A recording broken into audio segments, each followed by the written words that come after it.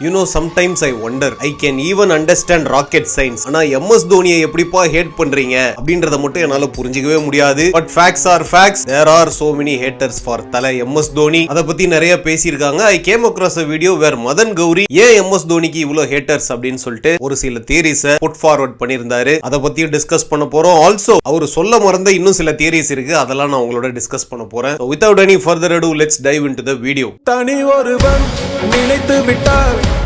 என் videos ரெகுலரா பாக்குறவங்களுக்கு தெரிஞ்சிருக்கும், நான் ஒரு பயங்கரமான சிஎஸ்கே கண்ணி, MS தோனி கண்ணி. அதனால நிறைய CSK related videos, MS Dhoni related videos யூடியூப்ல பாத்துக்கிட்டே இருப்பாங்க. அண்ட் யூடியூப் ஆல்கரிதம் பொறுத்த வரைக்கும் நம்மளோட டேஸ்ட் எப்படி இருக்கோ அது ரிலேட்டடான வீடியோஸை நமக்கு புஷ் பண்ணிக்கிட்டே இருக்கும், பாப் பண்ணிக்கிட்டே இருக்கும் நம்ம ஃபீட்ல. சோ அப்படிதான் மதன் கௌரி வை தோனி இஸ் ஹேட்டட் அப்படின்னு சொல்லிட்டு ஒரு வீடியோ போட்டிருந்தாரு. ஒரு வருஷம் முன்னாடி ஒரு போட்டிருக்காரு, போன ஐபிஎல் அப்போ 2024 ஐபிஎல் அப்போ. அது ஐ ஹேப்பன் டு see இப்போதாங்க. சோ வீடியோ அவர் ஓபன் பண்ணோனே நம்ம சிஎஸ்கே ஃபேன்ஸ் MS தோனி மேல இருக்க கிரேஸ் அத பத்தி தான் பேசுறாரு. 2024ல டெல்லி கேபிட்டல்ஸோட ஒரு மேட்ச்ல நம்ம சிஎஸ்கே தோத்துட்டோம். போன சீசன் நம்மளோட 3வது லீக் மேட்ச் அது. ஃபர்ஸ்ட் 2 மேட்ச் நம்ம ஜெயிச்சோம், நல்லா ஞாபகம் இருக்கு. ஃபர்ஸ்ட் மேட்ச் ஆர்சிபியோட ஜெயிச்சோம், செகண்ட் மேட்ச் குஜராத் டைட்டன்ஸோட வின் பண்ணோம், ரெண்டுமே ஹோம்ல. அப்புறம் ஃபர்ஸ்ட் அவே கேம் டெல்லிக்கு போனோம், அங்க நம்ம தோத்துட்டோம். ஈவன் தோ லூசிங் காஸ்ட்ல இருந்தாலும் கடைசில தல தோனி வந்து சம்மடி 16 பால்ல 37 ரன் அடிச்சாரு. அப்போ சிஎஸ்கே ஃபேன்ஸ் வெண்ட் கிரேசி. தோத்தாலும் பரவாயில்லடா, எங்க தலை எப்படி ஆனாரு பாத்தியா அப்படின்னு சொல்லிட்டு பயங்கரமா சிஎஸ்கே ஃபேன்ஸ்லாம் MS தோனியை செலிப்ரேட் பண்ணாங்க. சோ அத பத்தி பேசிதான் வீடியோ ஆரம்பிக்கிறாரு.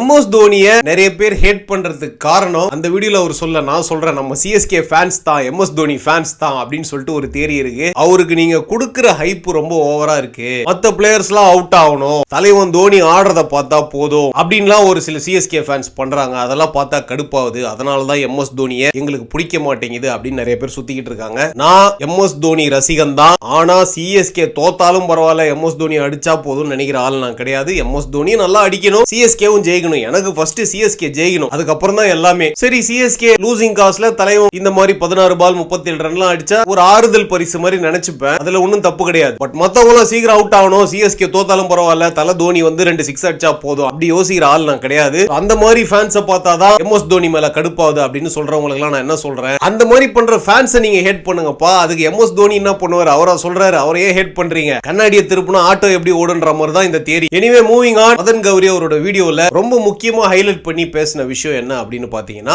MS தோனி இந்தியன் கேப்டன் ஆனதுக்கு அப்புறம் சீனியர் பிளேயர்ஸ் எல்லாம் டிராப் பண்ண ஆரம்பிச்சாரு, அதனாலதான் அவருக்கு ஃபர்ஸ்ட் நிறைய ஹேட்ரட் வர ஆரம்பிச்சது அப்படின்ற மாதிரி ஒரு தியரி சொல்லியிருந்தாரு. ஏன்னா MS தோனி கேப்டன் ஆகி இந்தியா அவே டூர்ஸ், ஆஸ்திரேலியா டூர் இது மாதிரிலாம் போகும்போது MS தோனி ஒரு ரொட்டேஷன் பாலிசி மாதிரி ஒன்னு கொண்டு வந்தாரு சீனியர்ஸை பொறுத்த வரைக்கும். சச்சின் டெண்டுல்கர், சேவாக், கம்பீர் இந்த மாதிரி சீனியர் பிளேயர்ஸ் ஒரே மேட்ச்ல ஆட வைக்க முடியாது, ஏன்னா அவங்களோட ஃபீல்டிங் கொஞ்சம் சுமாரா தான் இருக்கு, அதனால நமக்கு ஒரு 20 ரன் எக்ஸ்ட்ரா போகுது. அதனால நான் என்ன பண்ண போறேன் அப்படின்னு பாத்தீங்கன்னா, மேக்ஸிமம் 2 சீனியர்ஸ் தான் டீம்ல விளையாடுவேன், ஒருத்தர் உட்காரணும், அதுக்கு பதிலா ஒரு யங்ஸ்டர் வருவாரு அப்படின்ற மாதிரி தான் சொல்லியிருந்தாரு. மதன் கௌரி அவரோட வீடியோல என்ன சொல்லியிருந்தாருன்னா, ஒரு சீனியர் தான் ஆடுவேன் அப்படின்னு MS தோனி சொன்னதா சொன்னாரு. But I don't think that is true. 2 seniors ஆடினாங்க, 3 பேர்ல ஒருத்தரை மட்டும் உட்கார வைப்பேன் அப்படின்ற மாதிரி தான் MS தோனி அந்த டைம்ல அந்த ரொட்டேஷன் பாலிசியை கொண்டு வந்தாரு. அது அவரோட பயோபிக், MS தோனியோட பயோபிக்லயும் காமிச்சிருந்தாங்க. அதுல மறைக்கிறதுக்குலாம் எதுவும் இல்ல, MS தோனி கான்சியஸா தான் அதை பண்ணாரு. அவரு ஆல்வேஸ் அவர் எந்த டீம் ஆடுறாரோ டீம் ஃபர்ஸ்ட் நினைக்கக்கூடிய ஒரு ஆளுங்க. ஜடேஜா கூட ரீசெண்டா ஒரு இன்டர்வியூல சொல்லியிருந்தாரு, என்னையுமே அவரோட பர்சனல் மைல்ஸ்டோன்ஸை பத்தி மாஹி பாய் என்கிட்ட பேசினதே கிடையாது, எப்பவுமே டீமை பத்தி தான் பேசுவாரு, டீம் ஜெயிக்கணும், ரிசல்ட் வரணும் அப்படின்ட்டு தான் பேசுவாரு.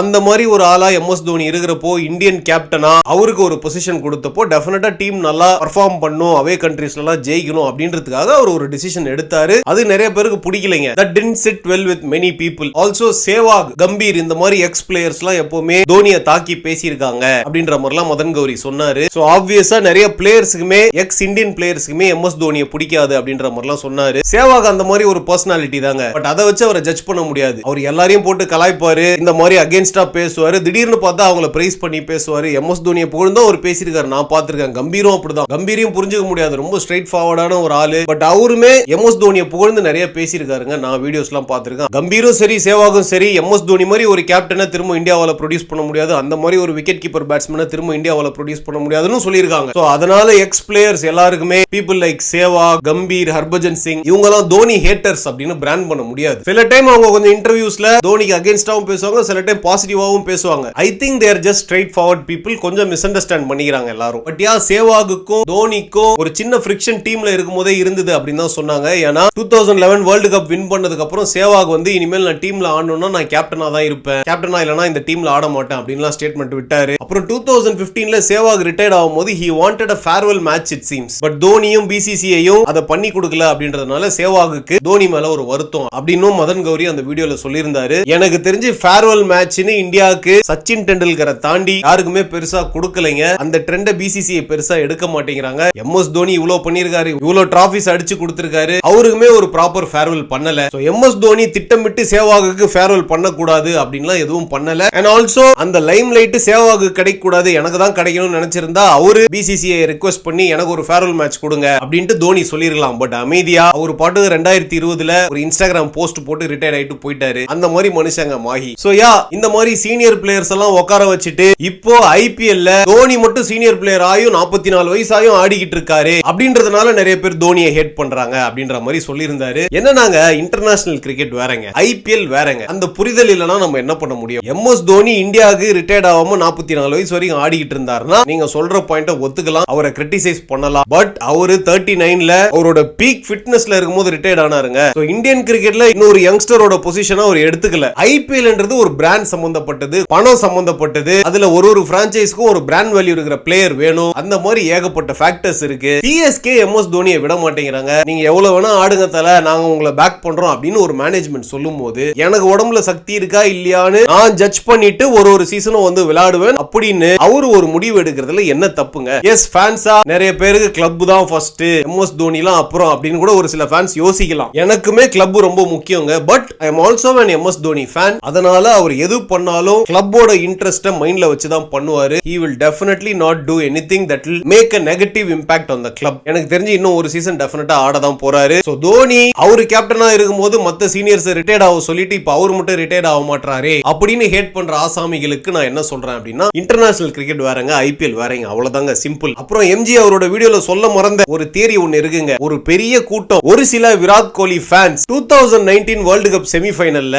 எம்எஸ் தோனி வேணும்ட்டே ரன் அவுட் ஆனாரு, விராட் கோலி கப் அடிச்சிட கூடாதுன்னு இப்படி பண்ணிட்டாரு அப்படின்னு சொல்லிட்டு ஒரு தியரியை சொல்லிக்கிட்டு இதனால நிறைய ஹேட்டர்ஸ் இருக்காங்க. என்னத்த சொல்றது, இந்த மத்த பாயிண்ட் எல்லாம் கூட ஒத்துக்கலாங்க, இந்த பாயிண்ட் என்னால ஏத்துக்கவே முடியல. கிரிக்கெட்னா என்னன்னு தெரிஞ்சவங்க டெஃபினட்டா இப்படி யோசிக்கவே மாட்டாங்க. எம்எஸ் தோனி மைண்ட்ல அதெல்லாம் இருக்காதுங்க. எம்எஸ் தோனி விராட் கோலி எல்லாம் பிரதர்ஸ் மாதிரி. அவருக்கு குழந்தை பிறந்தப்ப கூட MS Dhoni national duty everything else லேட்டர்னு சொன்னவர். விராட் கோலி கப் அடிச்சா என்ன அப்படிலாம் அவர் யோசிச்சிருந்தாருன்னா ஃபர்ஸ்ட் விராட் கோலிக்கு அவர் ஏன் கேப்டன்சியை கொடுக்கணும்? அவர் ரிட்டையர்ட் ஆகிற வரைக்கும் அவரே கேப்டனா இருந்து போயிருக்கலாம். பிசிசிஐயும் அவரை பேக் பண்ணிருப்பாங்க. அந்த அளவுக்கு வக்கு இருந்தது எம்எஸ் தோனிக்கு. அவரு பெருந்தன்மையா அந்த டிரான்சிஷன் ஸ்மூத்தா இருக்கணும்ட்டு அழகா கேப்டன்சில இருந்து ஸ்டெப் டவுன் பண்ணி விராட் டேக் ஓவர் பண்ண விட்டாரு. இந்த தியரி வந்து டோட்டலி அப்சர்டுங்க. ஏன்னா அந்த மேட்ச்ல பர்ஃபார்ம் பண்ணது ரெண்டே பேர் தான், ஒன்னு தலை எம்எஸ் தோனி, இன்னொன்னு தளபதி ஜடேஜா. மத்த எல்லாருமே சொற்ப ரன்கள், டாப் ஆர்டர் 5 பேருமே சிங்கிள் டிஜிட்ல அவுட் ஆயிட்டாங்க, இன்க்ளூடிங் விராட் கோலி. அப்ப அவங்களுக்கு எல்லாம் என்ன, அவங்கள விராட் கோலி கப் அடிச்சிட கூடாதுன்னு பண்ணாங்களா? என்னங்க லாஜிக் இது? Absolutely absurd. எனிவே ஓவராலா சம்மரைஸ் பண்ணி பாக்கும்போது லாஸ்டா நான் ஒரு தியரி வச்சிருக்கேங்க. இந்த மாதிரி லாஜிக்கல் இல்லாஜிக்கல் இதெல்லாம் விட்டுருங்க. கடைசியா சைக்கலாஜிக்கலா என்கிட்ட ஒரு தியரி இருக்கு. நம்ம ஹியூமன் பீயிங்ஸ்க்கு எவன் நல்லா இருந்தாலும் பிடிக்காது, எவன் சக்சஸ்ஃபுல்லா இருந்தாலும் பிடிக்காது, எவன் கிட்ட பணம் இருந்தாலும் பிடிக்காது, நம்மளோட பெட்டரா எவனா இருந்தாலும் பிடிக்காது. என் வீட்டுல பிரச்சனை, என் பொண்டாட்டி என்ன அடிக்கிறா, என்கிட்ட காசு இல்ல,